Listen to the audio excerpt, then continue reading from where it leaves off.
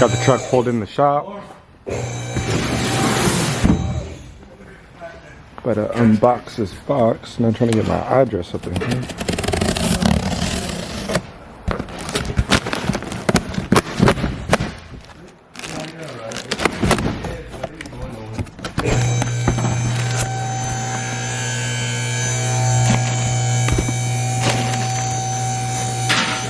Going too high.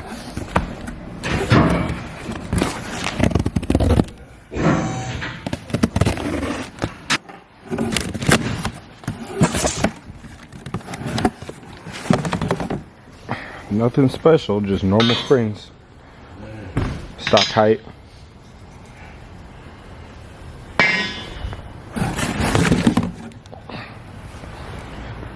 Let's take it over here and I'll explain to you.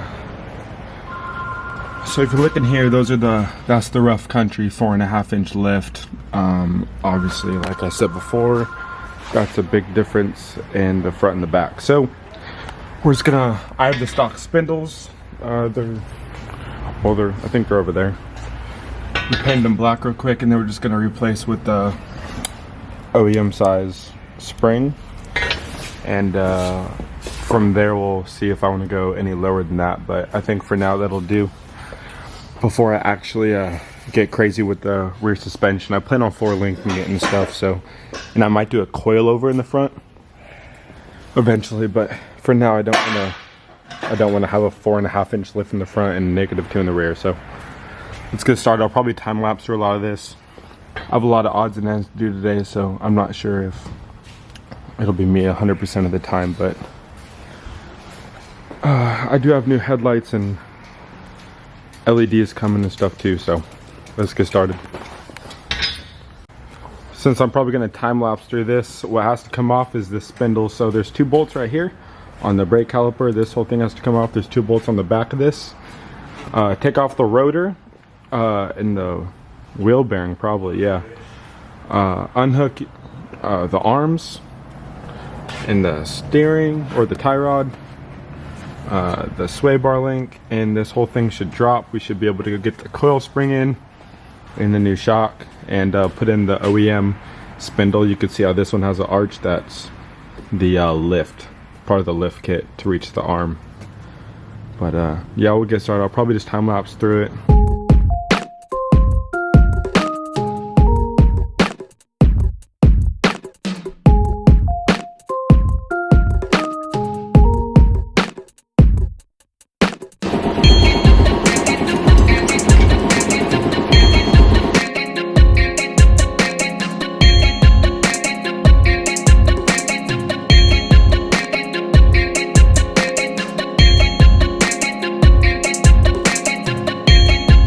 Alright, good time for an explanation. So we took out these arms, we dropped it. You guys obviously saw I was taking off the wheel bearing from the spindle or the knuckle. They NICs that, so that's why we had to use a torque wrench to get that thing off. Then we took out the shock, we put in the new coil and had to carefully raise it up. Got to be super careful or else that coil's so preloaded it'll pop out on you. We reconnected the ball joints, put on the stock spindle again. So I'm just going to put on the rotors and the brake calipers, and this side's done, then on to the next, really. Got everything all finished up, put on the brake calipers, the rotors, coils all good to go, shocks all good to go. We used the old shock, should be enough. The new shock didn't fit through the hole down the bottom here. But yeah, I guess we'll see the difference when it sits on the ground. We still got to do the other side, so I'll just do a quick time lapse to the other side since I kind of already explained how to do it all. But yeah, make sure ABS sensor and your brake lines are definitely out of the way. You wouldn't want that to get pinched up, so we'll start on the other side then.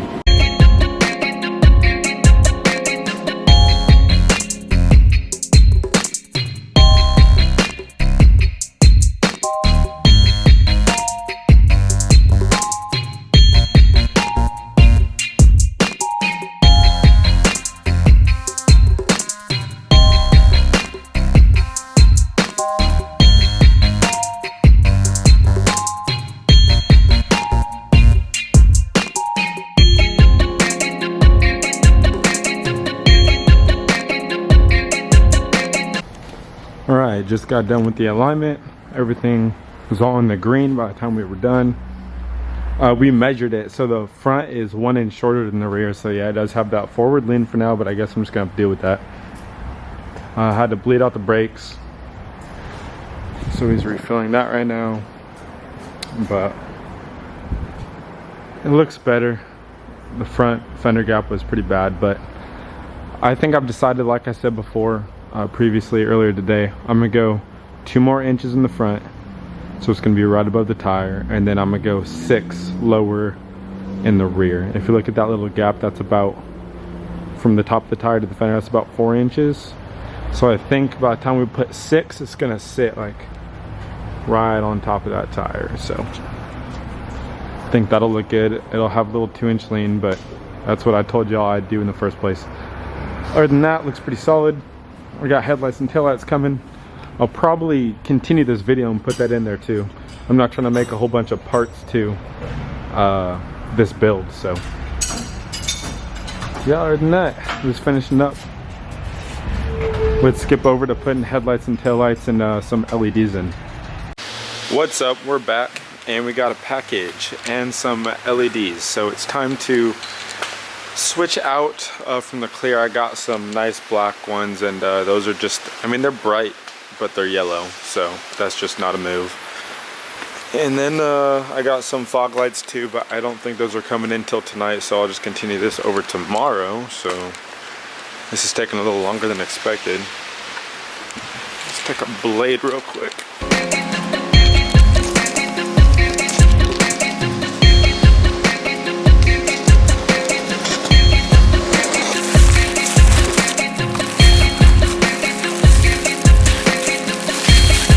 I'm just going to put this on the tripod because I can't do this all.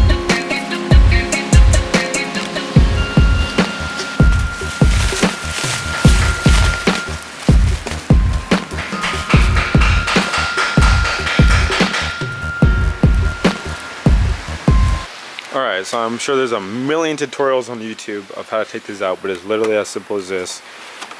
Why aren't you focusing? Okay. Take this out, whatever, this headlight literally pops out, and this one I'm pretty sure just pops out with a clip, so, or a clipper, it just pops out. So I'm not gonna show you guys how to do that. It's super easy. Why am I wearing this? Because my finger's bleeding. And I'm just gonna time lapse through this. So yeah, hit the time lapse.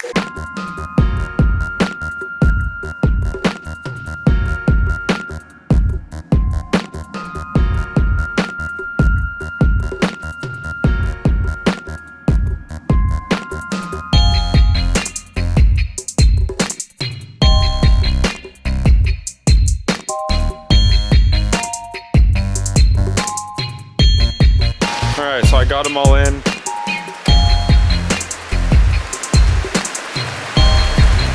Yeah, they hyper flash because they're LED. I didn't put a resistor on them, but I don't really care all too much. But yeah, we'll see if we get caught up with the blue lights. Usually I run blue, like a nice blue, but we'll see.